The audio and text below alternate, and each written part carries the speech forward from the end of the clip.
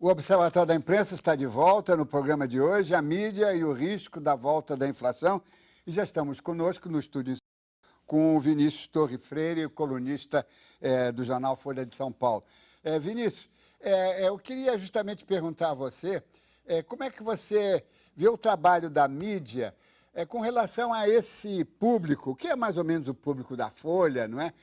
Da classe média, que não, às vezes não é muito especializada, embora você escreva no caderno especializado de economia e negócio, mas o que a imprensa deveria fazer para preparar o cidadão médio para encarar a possibilidade de ter uma, ainda que seja uma inflaçãozinha?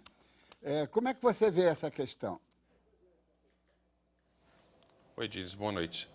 Eu acho que a gente não tem muito o que fazer, não. E eu acho que se a gente insistir muito na tecla de que vai ter uma inflação grande, a gente pode até dar uma ideia errada do que está acontecendo. Obviamente, a inflação está alta, mas está alta no padrão do Brasil novo, né? Não dos tempos da hiperinflação. Então, se você começar a dizer que a inflação está descontrolada, pode passar a impressão para as pessoas de que está acontecendo descontrole. Não está acontecendo exatamente um descontrole. Tem uma alta forte que a gente não sabe o que vai acontecer com ela, não sabe qual vai ser a reação do Banco Central, qual vai ser a reação da economia às medidas do Banco Central e do governo. Mas uma inflação de 6% é uma coisa que pode ser preocupante, pode criar indexação de novo, pode causar vários problemas, mas não é uma inflação de 20%, não é uma inflação argentina, não é uma inflação venezuelana. É outra história. Então a gente tem que acompanhar isso, debater as políticas econômicas, avisar as pessoas que têm problemas no controle da inflação, tem um debate sobre o que fazer a respeito dela, mas falar de inflação no modo como se falava há 15 anos, eu acho que até é um pouco de alarmismo, eu acho que bastante alarmismo, né?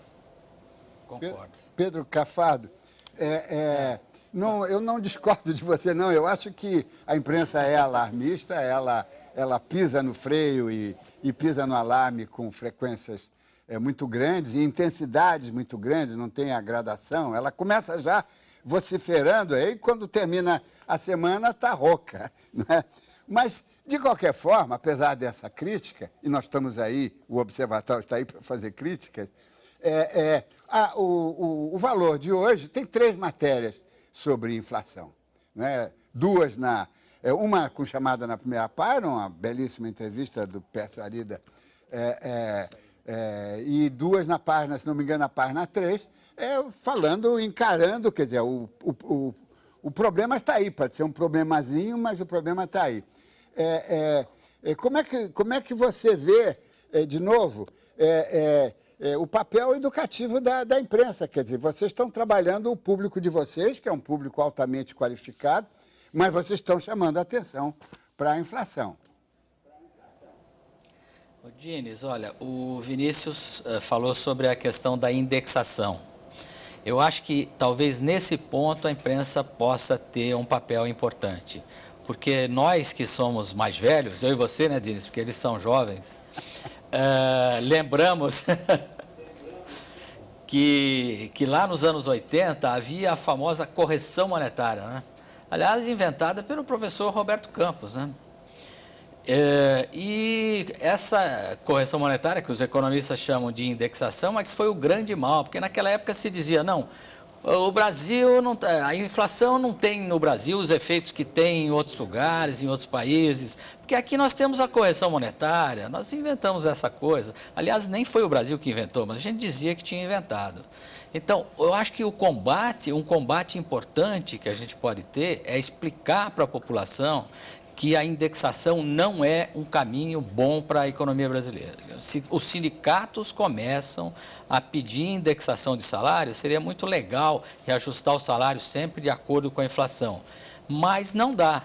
O salário tem que ser reajustado em discussão, em conversa, tentando fazer acertos, não necessariamente no mesmo ritmo da inflação. Às vezes pode ser até maior o reajuste, mas depende da produtividade, como dizem os economistas. Professor Luiz Alberto pode nos explicar melhor o que significa isso. Então, acho que um papel importante da imprensa, talvez, seria esclarecer sobre o risco que a gente corre se a gente começar a indexar tudo. Hoje tem pouca indexação. Já tem, mas tem pouca. Tem alguns preços públicos são indexados.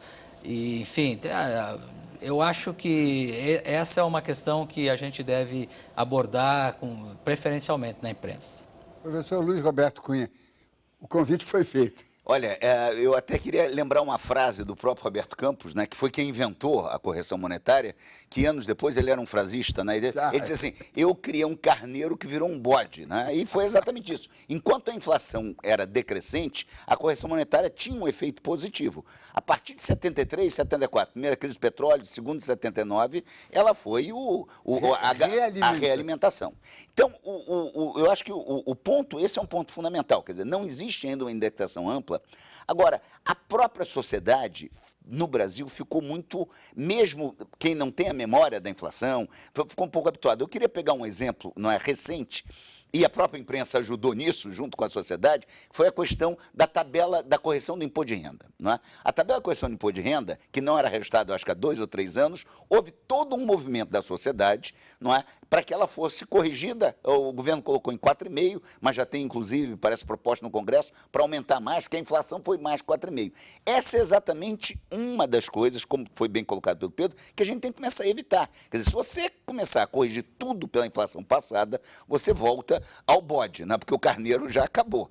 A outra coisa é a questão dos salários. De fato, você trabalhar com reajustes salariais, no mínimo pela inflação passada, não é? Você vai cristalizando mais uma vez esse peso. E como o mercado, apesar de ter muita gente procurando emprego, necessitando, mas como o mercado de trabalho está bastante aquecido para os padrões históricos brasileiros, isso acaba gerando também uma pressão. Não que salário gere inflação necessariamente, mas é o conjunto da obra que tem que ser observado exatamente, porque você não pode ficar repassando para tarifas públicas, para salários, para preços em geral, no processo. Até porque, como a gente tem esse impulso da inflação dos alimentos, que é um impulso que vem de fatores externos, isso acaba criando esse espírito de alimentação.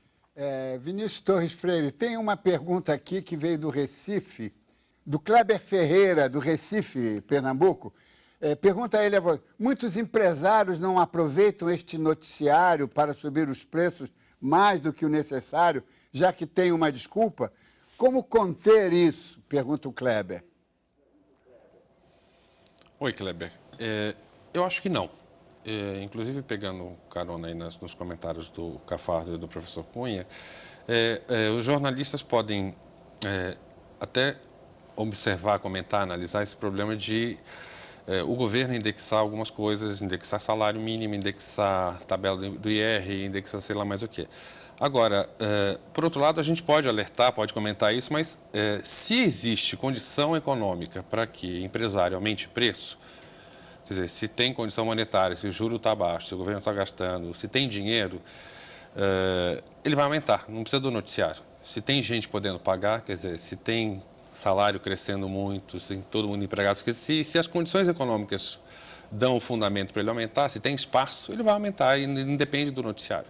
Se as pessoas estão pagando, ele está cobrando. Para ser bem curto e grosso. A demanda, né, é que vai determinar se haverá ou não as condições monetárias. Se o mercado de trabalho está apertado, se o desemprego está em nível baixíssimo, se a gente tem esse monte de evidência anedótica de que falta gente, falta mão de obra, salários estão subindo acima do PIB. Se você não para isso, se tem gente podendo pagar e tem escassez, o empresário vai cobrar mais. Independe do noticiário ou não, né? Precisa, né, Vinícius, tomar cuidado, porque há alguns setores oligopolistas ou monopolistas, esses têm que ser vigiados para que não façam reajustes a seu bel prazer. Pois é, mas aí... Eu acho que, havendo concorrência, não temos esse risco. Pois é, Pedro Cafardo, mas ao vigiar, já se cria mecanismos de controle, não é? E aí o bode começa. Lembrando que nós controlamos preço, eu até participei disso na época do plano cruzado, não é? O Brasil já controlou preço e não resolveu o problema da inflação, até porque o sistema acabou também participando da indexação. Você, no fundo, o que você fazia era defasar um pouco, mas você acabou indexando. Eu acho que a questão básica hoje, eu acho que o desafio hoje é exatamente uma coisa que já se falou um pouco aqui, quer dizer, é entre o nível de inflação, que está relativamente alto, mas não é nada, não há risco de uma perda de controle, com o crescimento. E para você hoje ter mais concorrência, tem a questão da importação, tem a questão do mercado externo, que tem sido, até recentemente, até um elemento, não é, de se ajudar a derrubar a inflação, permitindo você adquirir matérias-primas. Agora, isso cria, como tudo em economia, um outro problema, que é a questão das contas externas. Então, é esse ajuste fino que tem sido feito, mas que tem que continuar sendo trabalhado com certo cuidado. Não é? A ideia de você fazer controle de capitais, como tem até o Fundo Monetário, abrir um pouco o espaço, é necessário para você evitar essa enxurrada de dólares, mas a gente tem que lembrar também que às vezes é um caminho que é difícil depois de você voltar. Então, eu acho que esse ajuste que tem que ser olhado com certo cuidado. Vamos ao intervalo e voltamos daqui a pouco.